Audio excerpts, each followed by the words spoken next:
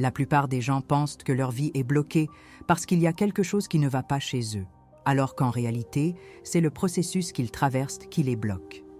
Cette croyance n'est pas le fruit du hasard, elle découle d'une interprétation morale de l'expérience humaine.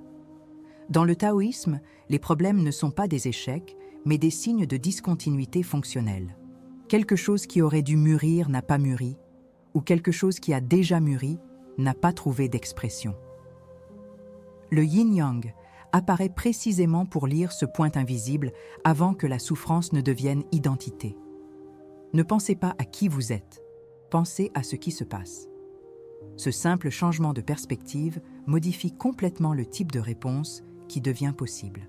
Il y a un épisode récurrent dans la vie quotidienne qui illustre cela avec précision.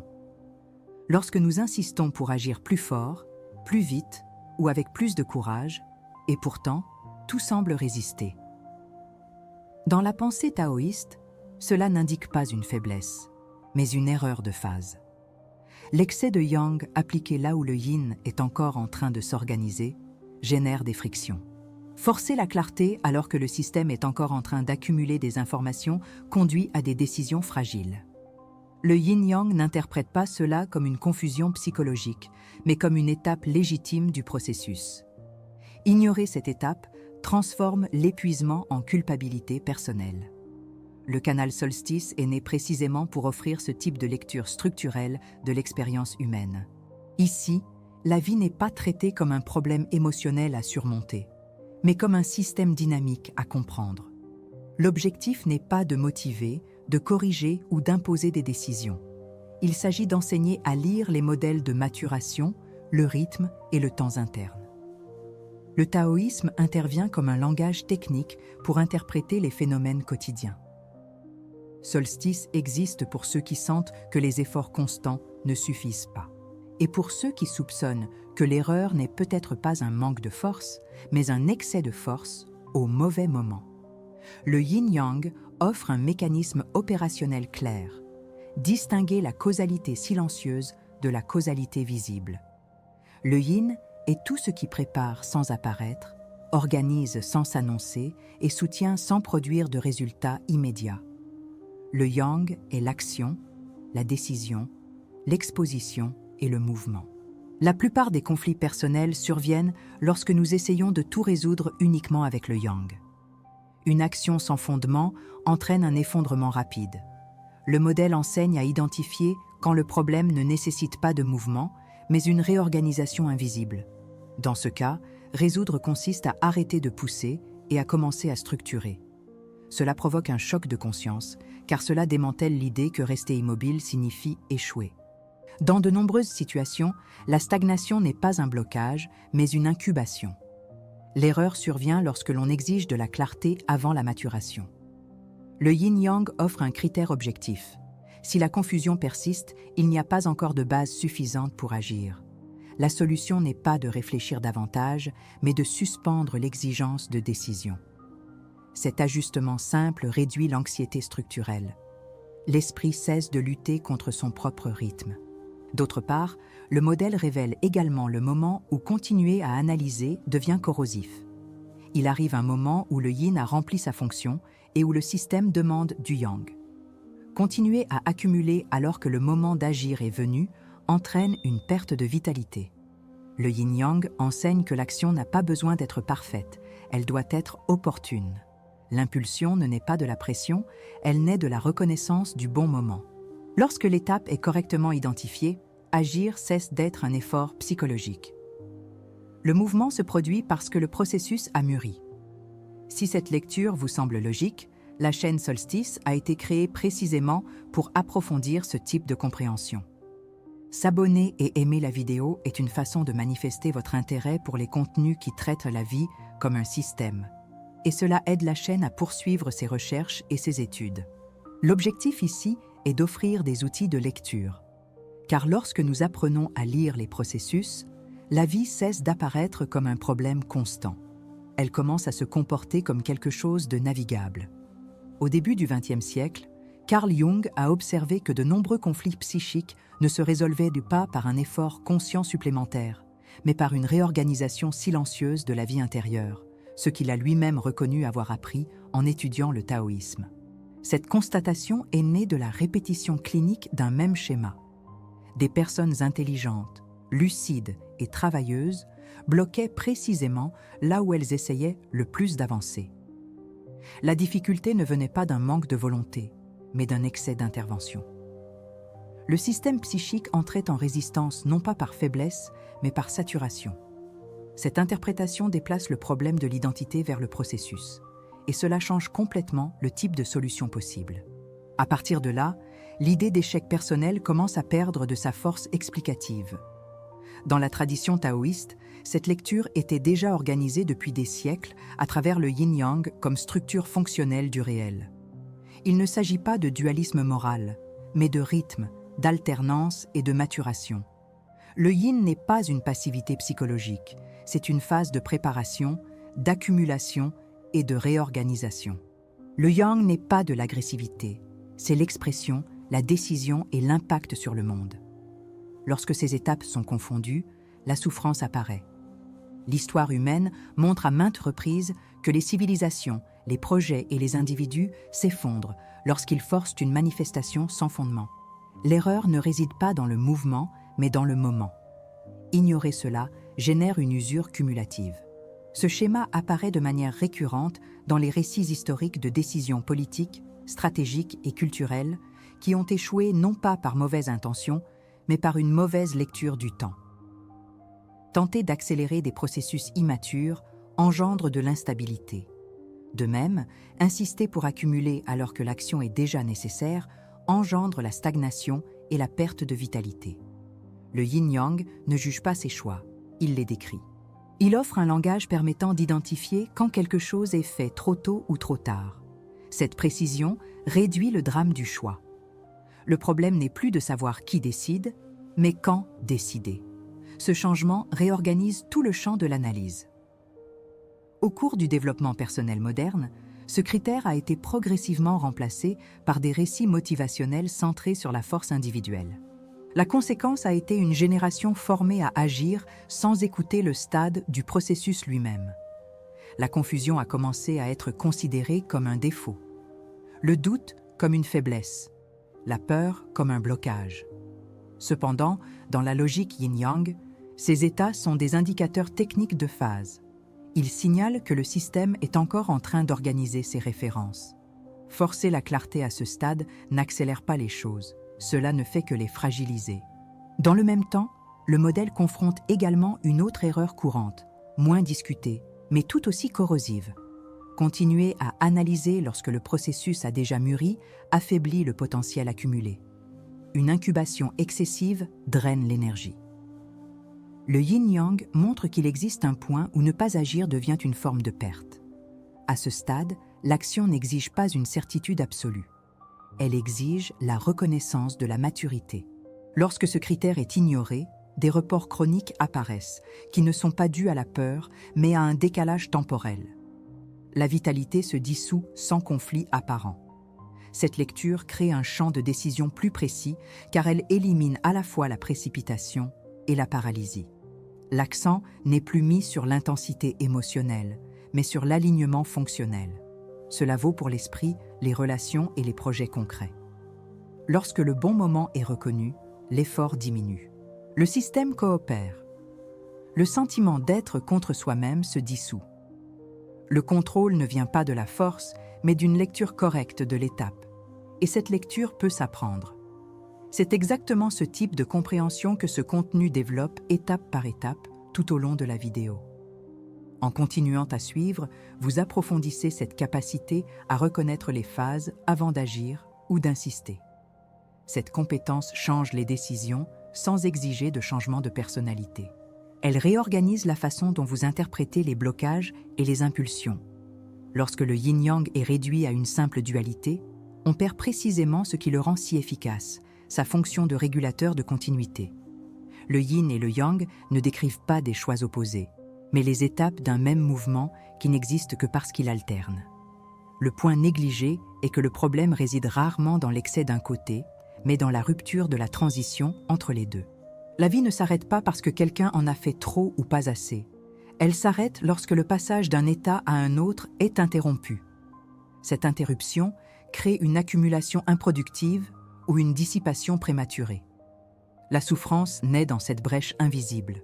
Le yin-yang est un modèle permettant de localiser exactement où la transition a échoué. Ce qui n'est presque jamais dit, c'est que le yin et le yang ne s'équilibrent pas par leur intensité, mais par leur séquence. Le yin hors de propos ne prépare pas, il stagne. Le yang hors de propos n'exprime pas, il use. Le point critique n'est pas la quantité de silence ou d'action, mais le fait que chacun se produise lorsque le système est prêt à le recevoir. Cela exige une lecture fine de la maturation interne qui ne peut être remplacée par des règles externes. Deux individus peuvent effectuer la même action avec des résultats opposés parce qu'ils se trouvent à des stades différents. Le yin-yang ne prescrit pas un comportement, il diagnostique la préparation. C'est la couche qui est souvent ignorée.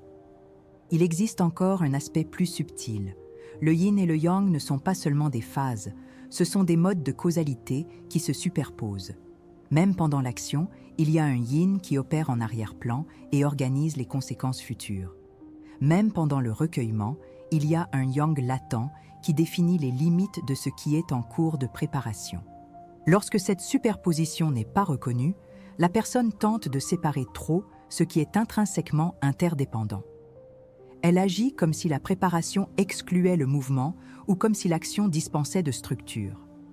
Le taoïsme traite cela comme une erreur de lecture systémique. L'effet est une sensation constante de décalage. Dans l'esprit, cette faille apparaît sous forme de pensées qui tournent en rond sans avancer ou de décisions qui ne tiennent pas la route. Non pas parce qu'on a trop réfléchi ou agi trop tôt, mais parce que le passage interne n'a pas été achevé.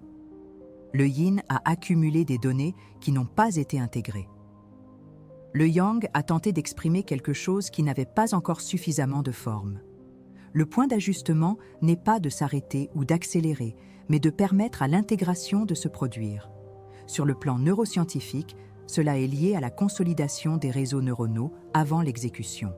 Sans cette consolidation, l'action se fragmente. Le yin-yang décrit ce mécanisme avec une précision ancestrale. La pratique à laquelle nous faisons référence n'est pas une technique de relaxation, ni un exercice d'introspection émotionnelle, mais une procédure de lecture et de soutien de la transition du processus.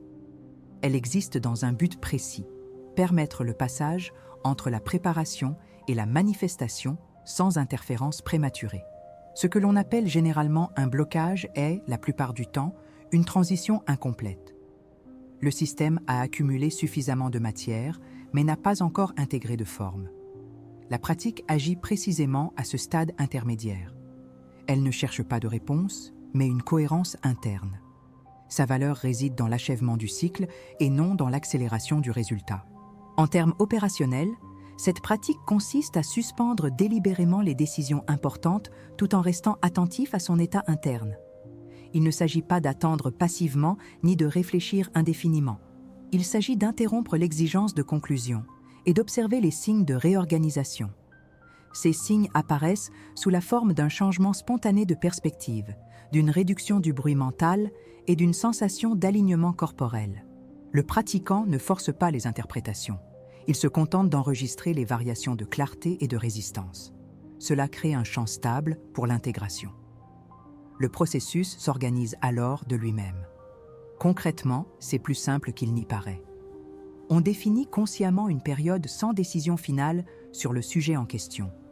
Pendant cette période, l'objectif n'est pas de réfléchir au problème, mais de rester attentif au corps, au rythme mental et aux associations spontanées. Des activités peu exigeantes sur le plan cognitif sont utilisées pour faciliter cet état, comme marcher, organiser des objets ou écrire sans objectif précis. On ne cherche pas à obtenir une intuition. L'intuition survient lorsque le traitement diffus est terminé. Le critère de fin n'est pas le temps, mais la sensation de forme. Lorsque l'action commence à se dessiner sans effort, la transition est terminée. La raison pour laquelle cela fonctionne est étayée par des preuves issues des neurosciences cognitives. Le cerveau alterne entre les modes de traitement focalisé et diffus. Le mode focalisé exécute, le mode diffus intègre. Forcer l'exécution sans intégration fragmente la réponse. La pratique crée un espace pour que le mode diffus fonctionne pleinement. Les réseaux neuronaux se réorganisent sans pression extérieure. Lorsque l'intégration est terminée, le mode focalisé revient avec une direction claire. Le yin-yang décrit cette alternance depuis des millénaires avec un autre langage. Le principe fonctionnel est le même. C'est pourquoi cette pratique devrait être effectuée chaque fois qu'il y a une confusion persistante accompagnée d'un effort improductif. Elle n'est pas indiquée pour éviter l'action, mais pour la qualifier. En la pratiquant, vous vous entraînez à lire la disponibilité plutôt que de vous fier à une pression extérieure ou à une impulsion émotionnelle. Pour consolider cet engagement, écrivez dans les commentaires la phrase « Je maintiens l'intervalle jusqu'à ce que la forme soit prête ». Ce geste simple renforce le critère de décision correcte. Il ancre la pratique dans la vie quotidienne. Et avec le temps, cette lecture devient automatique. Le yin-yang, lorsqu'il est analysé en profondeur, ne décrit ni opposition, ni simple complémentarité, mais une continuité régulée des processus. Il s'agit d'un modèle d'intelligibilité du réel qui opère avant la morale, l'identité et l'émotion. Sa fonction centrale est d'indiquer comment quelque chose passe de latent à manifeste sans perte de cohérence. Dans le taoïsme classique, l'erreur humaine n'est pas d'agir trop ou trop peu, mais de rompre la séquence naturelle de maturation. Cette rupture crée des phénomènes qui semblent psychologiques, mais qui sont structurels. La souffrance apparaît comme un effet secondaire de la désorganisation du flux. Le yin-yang permet de localiser ce point avec une précision conceptuelle. D'un point de vue psychologique, ce modèle s'aligne sur la compréhension contemporaine des systèmes autorégulés.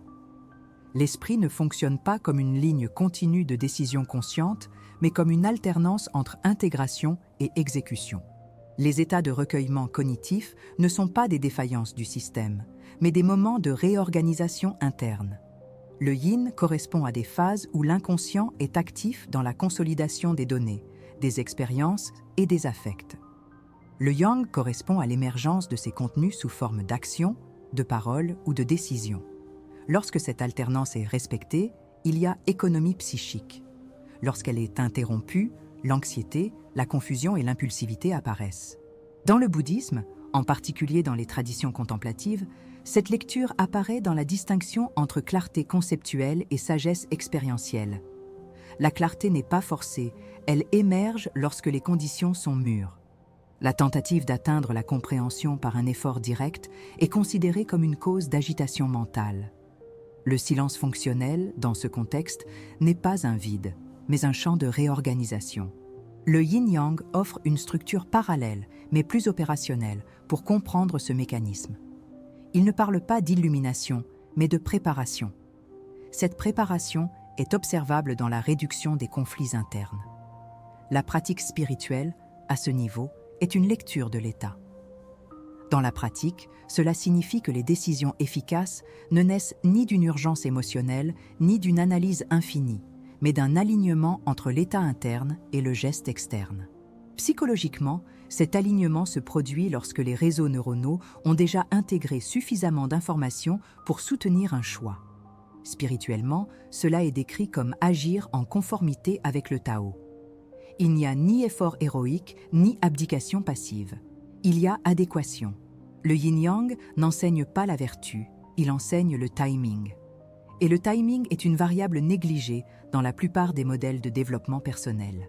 Un point peu exploré est que le yin et le yang opèrent simultanément à différents niveaux du système. Alors qu'une décision est exécutée à l'extérieur, il y a un yin qui réorganise les conséquences futures. Pendant que quelqu'un est en retraite, il y a un yang latent qui délimite ce qui pourrait émerger. L'échec survient lorsque l'on tente d'isoler complètement ces mouvements. L'esprit moderne a tendance à compartimenter. Soit il se prépare, soit il agit. Le taoïsme décrit la réalité comme un flux continu et non comme des blocs étanches. Une lecture correcte exige une sensibilité à la superposition. Cela augmente la précision de l'action. Cette compréhension modifie également la relation avec la responsabilité personnelle. La responsabilité cesse d'être synonyme de contrôle constant et signifie désormais prendre soin de la séquence des processus.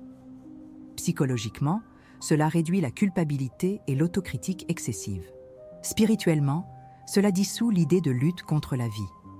La personne ne se voit plus comme un agent isolé, mais comme un participant à un système plus large de rythmes.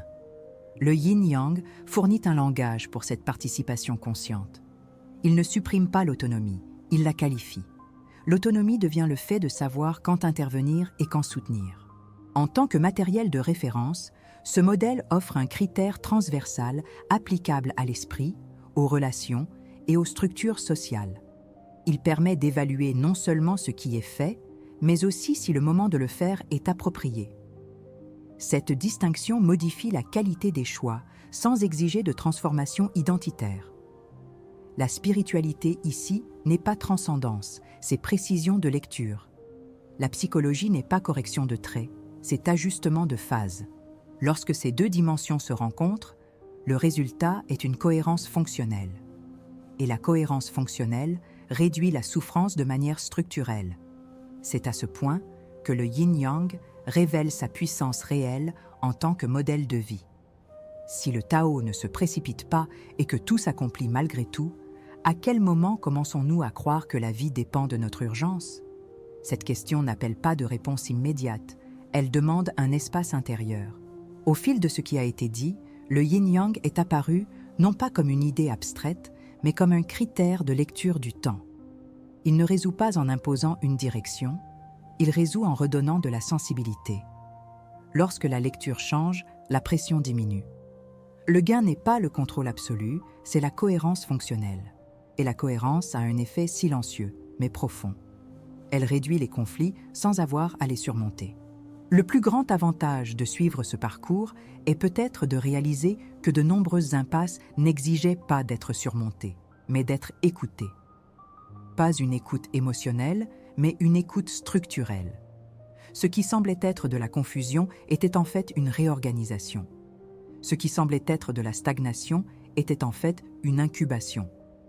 Le taoïsme a toujours souligné que l'excès d'intention rompt le flux. Le yin-yang rend simplement ce principe lisible dans la vie quotidienne. Lorsque le temps est respecté, l'action cesse d'être pesante. Elle devient inévitable dans le meilleur sens du terme. Il y a un moment rare où la vie semble s'aligner sans effort supplémentaire. Rien de spectaculaire ne se produit, mais tout prend son sens. Cet état ne survient ni par mérite ni par technique isolée. Il émerge lorsque la séquence n'est pas violée. Le yin a accompli son parcours. Le yang est apparu au bon moment. Cette expérience n'a pas besoin d'être expliquée, seulement reconnue. Ceux qui la reconnaissent font moins confiance à la force et davantage à la lecture. Et cette confiance réorganise les choix futurs. Dans le zen, on dit que pointer la lune n'est pas toucher la lune. Ce qui a été présenté ici n'est pas une conclusion, mais une indication. Aucune de ces idées ne sert de règle fixe. Elle fonctionne comme une orientation provisoire pour un regard plus attentif. Le Tao ne se laisse pas capturer par des formules. Il se révèle dans l'adéquation silencieuse. Quand on essaie de trop le fermer, il s'échappe. Quand on l'observe sans s'y accrocher, il se montre. Peut-être que la question qui reste n'est pas de savoir quoi faire maintenant, mais si ce présent demande déjà d'agir. Cette distinction est subtile et transformatrice. Elle déplace la vie du champ de l'anxiété vers celui de l'écoute. Il ne s'agit pas d'attendre indéfiniment, mais de reconnaître la maturité. Là où il y a maturité, l'action naît simplement. Là où elle n'existe pas, la retenue est synonyme d'intelligence. Le yin-yang enseigne cette différence sans dramatiser. Il se contente d'indiquer le rythme. Si quelque chose ici a trouvé un écho, il est intéressant d'observer comment cette lecture se manifeste dans la vie quotidienne. De petits ajustements de temps produisent de grands effets d'économie interne. La vie commence à répondre avec moins de friction. Non pas parce que les problèmes ont disparu, mais parce qu'ils ne sont plus interprétés comme des échecs personnels. Il reste l'invitation à la contemplation discrète et au partage sincère de ce que ce regard éveille. Les expériences vécues enrichissent le champ commun de compréhension. En suivant ce parcours sur la chaîne, l'étude cesse d'être théorique et devient une observation appliquée. Le Tao ne demande pas d'adeptes, il demande de la présence. Le chemin ne s'arrête pas là.